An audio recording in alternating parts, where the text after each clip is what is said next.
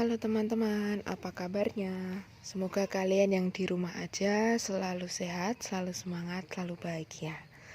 Nah, kalau minggu kemarin kita belajar tentang kritik, ada 4 bagian, yaitu deskripsi, analisis, penafsiran, dan penilaian. Hari ini kita akan sedikit berbeda belajarnya, tetapi materi hari ini bisa kalian gunakan untuk kalian membuat bagian analisis. Oke, sudah siap? Boleh siapin catatannya atau boleh siapin headsetnya biar terdengar lebih jelas. Nah, mari kita mulai. Seni rupa. Cabang-cabang seni rupa. Nah, coba lihat di gambar, di situ ada macam-macamnya. Ada seni lukis, ada seni patung, dan seni grafis. Apa itu seni grafis? Nah, seni grafis itu pembuatannya menggunakan komputer dan lain-lain. Jadi kalau kalian lagi ngedit menggunakan Corel atau Photoshop, nah itu sudah termasuk seni grafis. Next, cabang-cabang seni rupa. Oh, ternyata juga ada seni desain atau seni arsitektur. Nah, contoh-contohnya di situ ada Masjid Istiqlal di Jakarta. Terus ada yang di Rusia, iya ya, Rusia ya. Nah, nanti cari sendiri namanya apa, saya lupa juga sih. Nah, yang sebelahnya itu ada di Spanyol. Itu adalah, kalau dulu sih dia digunakan sebagai tempat pertandingan matador. Kalau sekarang sebagai museum. Jadi kalau kalian masuk ke dalam museumnya, di situ ada kepala banteng yang sudah mati gara-gara pertandingan matador. Nah, diawetkan di situ.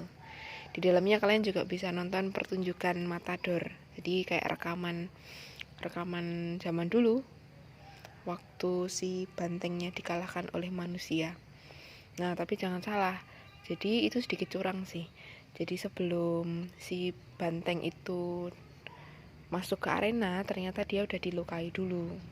Nah, kalau nggak dilukai udah pasti manusianya yang kalah karena tenaganya si banteng jauh lebih kuat daripada manusia. Gitu. Nah, cabang-cabang lain ada seni kriya.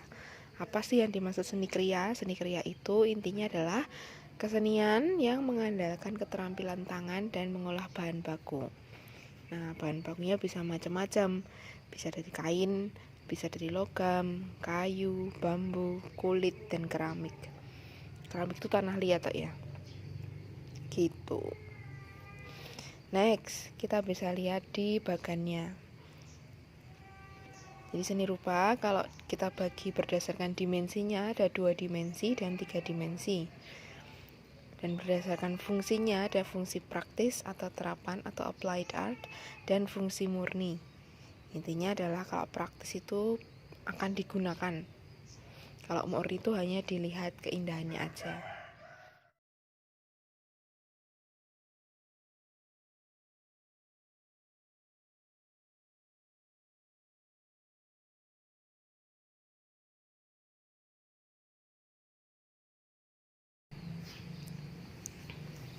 Next, kita akan belajar tentang unsur-unsur karya seni rupa. Jadi unsur-unsur karya seni rupa ada 2 jenis, unsur fisik dan unsur non-fisik. Apa itu bedanya? Kalau unsur fisik itu adalah bagian karya seni rupa yang dapat dilihat langsung atau diraba langsung. Nah, bagian-bagiannya apa aja? Ada garis, raut, ruang, tekstur, warna, gelap, terang. Sedangkan unsur non-fisik itu adalah prinsip atau kaidah umum yang digunakan untuk menempatkan unsur-unsur fisik dalam sebuah karya seni rupa. Nah, unsur non-fisik ada kesatuan, keseimbangan, irama, penekanan, proporsi, dan keselarasan. Oke, mari kita bahas satu-satu dari unsur fisik. Unsur fisik. Yang pertama adalah garis. Garis adalah unsur fisik yang paling dasar dan penting dalam karya seni rupa. Nah, kalau kalian lihat contoh-contoh garis di sini ada garis yang tipis, tebal, melengkung, ada yang zigzag, ada yang seperti rumput. Nah, setiap garis itu melambangkan sesuatu. Jadi kalau garis yang tipis itu lebih ke kesan rapuh, lemah, kalau garis yang tebal itu lebih ke kesan tegas, kuat, dan lain-lain. Next ada raut. Raut adalah tampak, potongan, atau wujud dari suatu objek.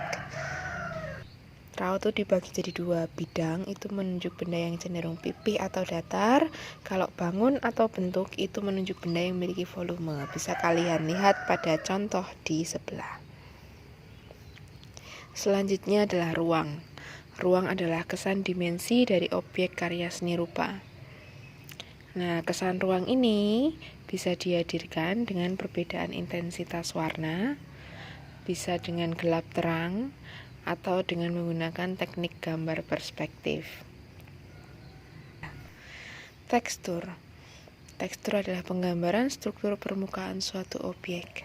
Bisa kalian lihat di contoh bagaimana tekstur dari gambar sendok.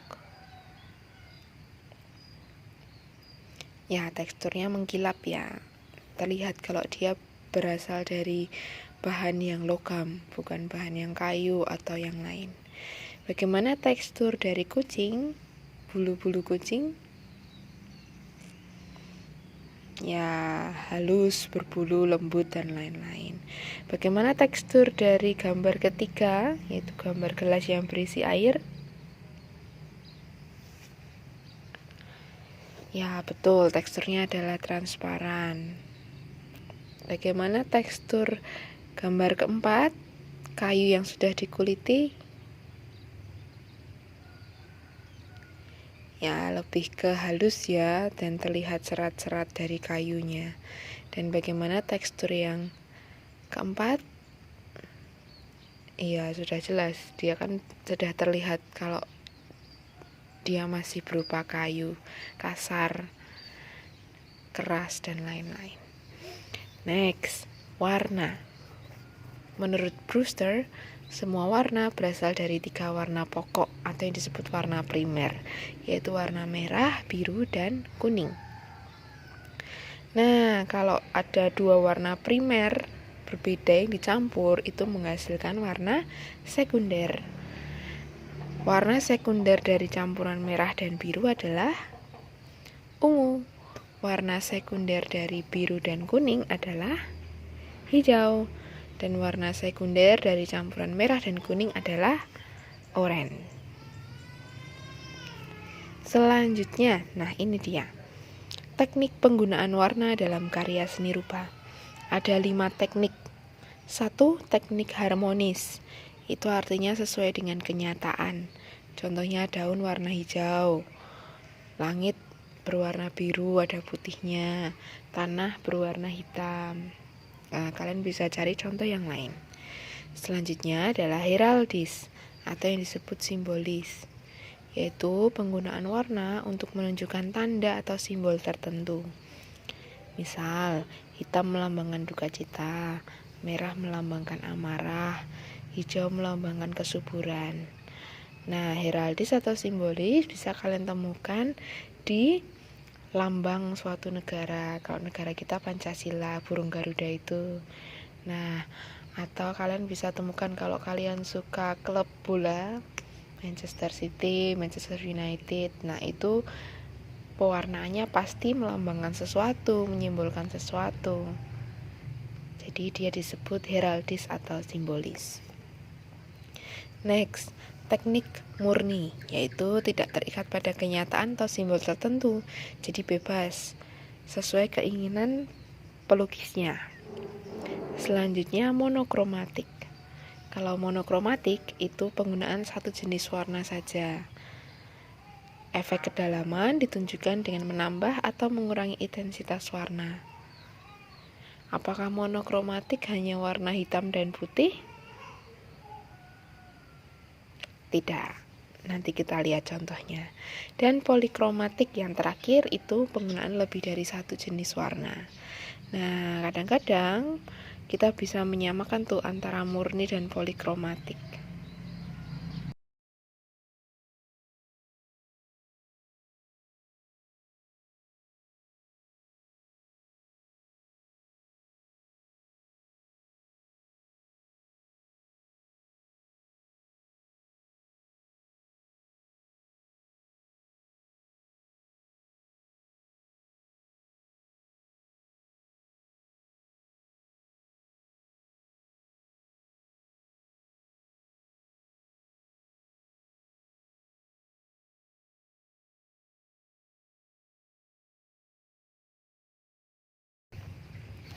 Next, gelap terang. Timbul karena perbedaan intensitas cahaya yang jatuh pada permukaan benda.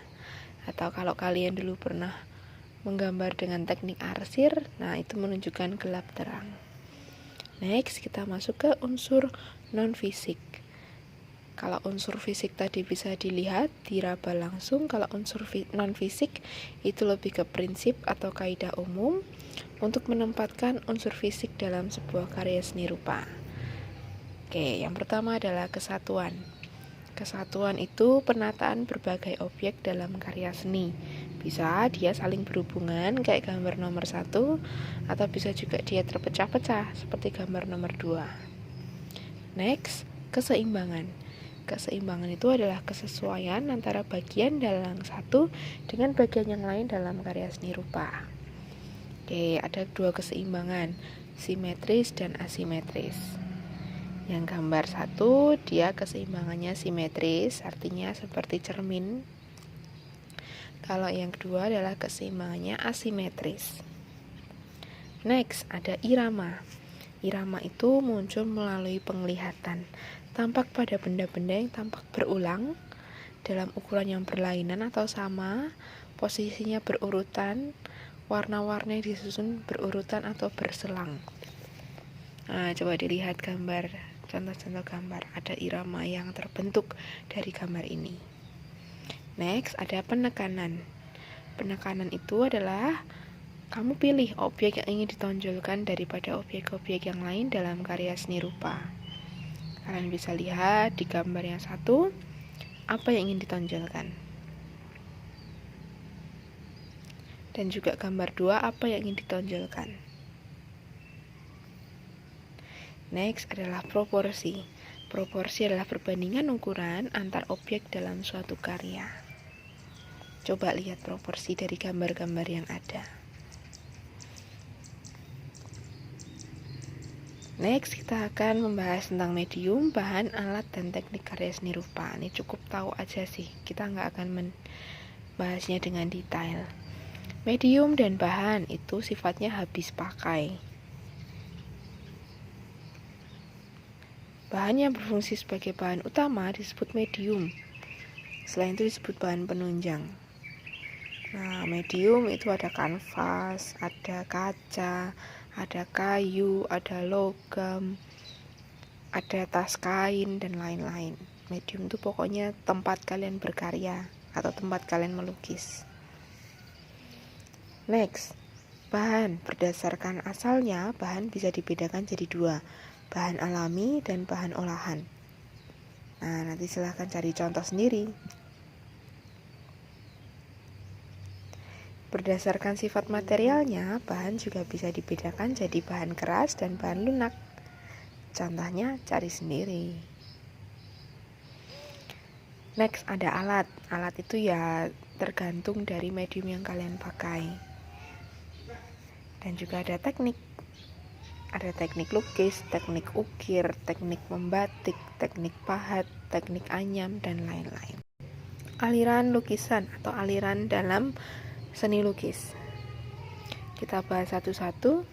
Pertama ada impresionisme.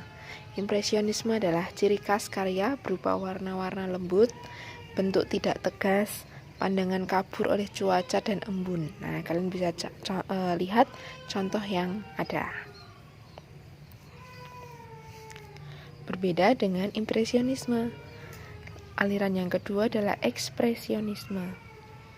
Itu kebebasan distorsi bentuk dan warna untuk melahirkan emosi atau sensasi. Nah, kalau kita bandingkan dari warnanya udah jelas. Kalau impresionisme tadi lebih ke warna-warna lembut, warna-warna yang terang. Kalau ekspresionisme lebih ke warna-warna yang tajam dan gelap.